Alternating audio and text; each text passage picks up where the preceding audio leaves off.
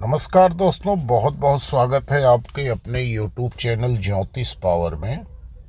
आज हम आप लोगों को जानकारी देंगे 9 ऐसे महादोष की जो ज़िंदगी में काफ़ी उथल पुथल मचाए रहते हैं। यदि आपकी कुंडली में इनमें से 2 भी महादोष है तो आप लाइफ में कभी भी एक अस्थायी तौर पर कहीं भी नहीं रह सकते हैं। जीवन में उथल पुथल हमेशा मचा रहेगा, कलह मची रहेगी, पारिवारिक जीवन तनावपूर्ण रहेगा।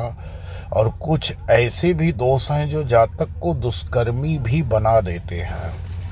तो बारी बारी से मैं इनके बारे में आपको बताऊंगा, इनसे होने वाली परेशानियों के बारे में बताऊंगा और इनके उपाय भी बताऊंगा। आप इस वीडियो पर अंत तक बने रहना। चैनल पर पहली बार आए हो तो चैनल को सब्सक्राइब कर लेना। और यदि आप ज्योतिष से जुड़ी किसी भी प्रकार की जानकारी सहायता चाहते हैं या किसी प्रकार का रत्न या रुद्राक्ष खरीदना चाहते हैं तो हमारे नंबर पर संपर्क जरूर करें। सबसे पहले मैं बात करूंगा केंद्रुम दोष।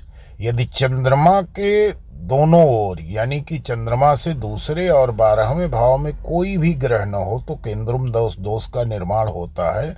ऐसे यदि चंद्र से दशम में कोई ग्रह बैठा हो, सूर्य राहु और केतु को नहीं जोड़ा जाएगा। सूर्य राहु केतु यदि चंद्रमा के आगे पीछे हो या चंद्र से दशम में हो तो भी यह दोष लगता है। इस दोष की वजह से शादीशुदा जिंदगी में बड़ी कड़वाहट पैदा हो जाती है। पति पत्नी एक दूसरे के दुश्मन तक बन जाते हैं और यहाँ तक कि इस दोष वाला जातक दुष्कर्मी होता है।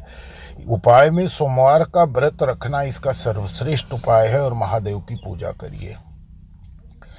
दूसरा दोष है सकट दोष। यदि चंद्रमा से 6ठे या 8वें में बृहस्पति हो तो इस दोष का निर्माण होता है। इसकी वजह से जातक को जिंदगी में बहुत बार दुर्भाग्य का मुंह देखना पड़ता है। और इसके साथ साथ आप उपाय में भगवान शिव तथा विष्णु जी की भक्ति करिए और पूजा करिए, लाभ मिलेगा। तीसरा दोष है काल सर्प दोष। ऐसे यह दोष किसी हमारे शास्त्र में इस दोष का वर्णन नहीं है, लेकिन आधुनिक ज्योतिष में इसका वर्णन मिल रहा है। यह सभी ग्रहों को यदि राहु केतु अपने बीच में ले ले, एक तरफ कर ले, तो इस दोष का निर्माण होता है। इस दोष की वजह से आदमी को बहुत उतार चढ़ाव देखने को मिलते हैं और यह दोष अकाल मृत्यु भी दे सकता है। इसकी वजह से जिंदगी में कठिनाइयां भी आती हैं, जातक परेशान होता है और आत्महत्या तक की सोचने लगता है। लेकिन इस दोष के जातक तरक्की भी करते हैं, नामचीन होते हैं। जैसे कि सचिन तेंदुलकर, नेताजी सुभाष चंद्र बोस की कुंडली में है, लता मंगेशकर की कुंडली में है, यहाँ तक कि जवाहरलाल नेहरू जी की भी कुंडली में यह दोष पाया गया। काल सर्पदोष जिनकी कुंडली में है उन्हें राजा से रंक और रंक से राजा भी बनते हुए देखा गया है। तो इसमें महाकालेश्वर शिव और माँ काली की उपासना से ही लाभ मिलता है। और हर शनिवार को भगवान शिव के शिवलिंग पर आप काला तिल जरूर चढ़ाएं, इससे लाभ मिलेगा। चौथा दोष है पाप कर्तरी दोष। यदि लग्न के दूसरे और 12वें भाव में पाप ग्रह है तो लग्न पाप कर्तरी दोष में समझो फंस गया। और यदि लग्न में भी कोई पाप ग्रह है तो इसकी वजह से यह दोष दुगना बढ़ जाता है। इस दोष की वजह से जातक क्रूर बुद्धि का होता है और वह सदैव अपनी क्रूरता से अपना ही नाश करता है। इसका उपाय है महामृत्युंजय का जाप, सबसे बेहतर उपाय है। पाप कर्तरी और काल सर्प दोष दोनों के प्रभाव को कम करने के लिए महामृत्युंजय का जाप किया जा सकता है। पांचवा है सर्प दोष। कुंडली में केंद्र में ही सभी पाप ग्रह हो, यानी कि 1, 4, 7, 10 भाव में कोई भी शुभ ग्रह न हो, सभी पापी ग्रह हो।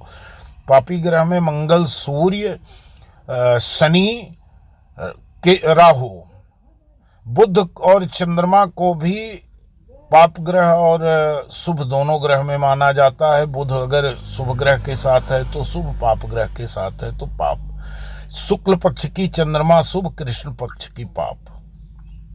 तो इस सर्प दोष में भी जातक का जीवन घोर दुखमय हो जाता है और सर्पधारी शिव और शेष सैयाधारी विष्णु की उपासना बड़ी शुभ मानी जाती है।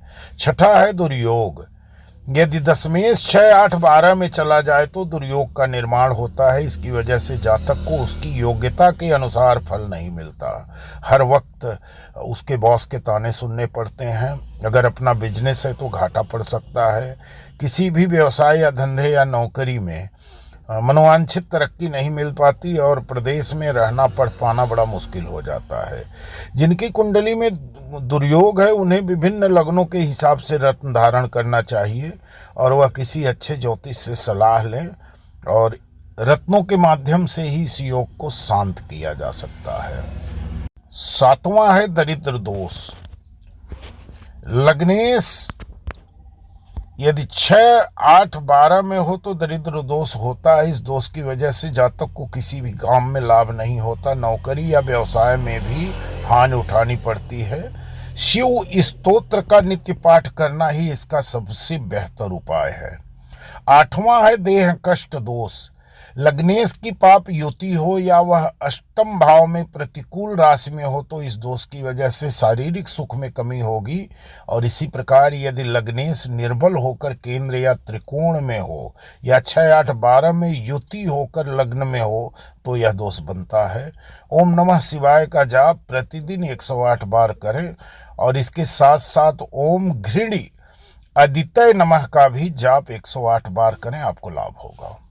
9वां होता है ग्रहनाश दोष। चतुर्थेश के 6, 8, 3, 12 में पाप युक्त होने से गृहनाश होता है। ऐसे जातक जीवन में कठिनाइयों से अपना मकान बनाते हैं पर मकान में वो रहना संभव नहीं होता। किसी न किसी कारण से वह मकान बिक जाता है।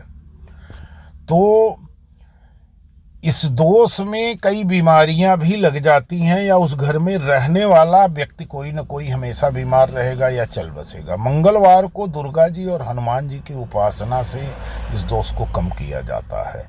तो दोस्तों, हम सिर्फ 9 दोष के बारे में बताए हैं। कुंडली में अनेकों दोष पाए जाते हैं, अनेकों योग पाए जाते हैं और इन दोषों को भी आप उपाय के माध्यम से, रत्नों के माध्यम से, पूजा पाठ के माध्यम से योग में परिवर्तित कर सकते हैं और इससे लाभ ले सकते हैं। इसी के साथ मैं अपना वीडियो समाप्त कर रहा हूं। वीडियो को एक लाइक, एक कमेंट करना। चैनल पर पहली बार आए हो तो सब्सक्राइब कर लेना। धन्यवाद।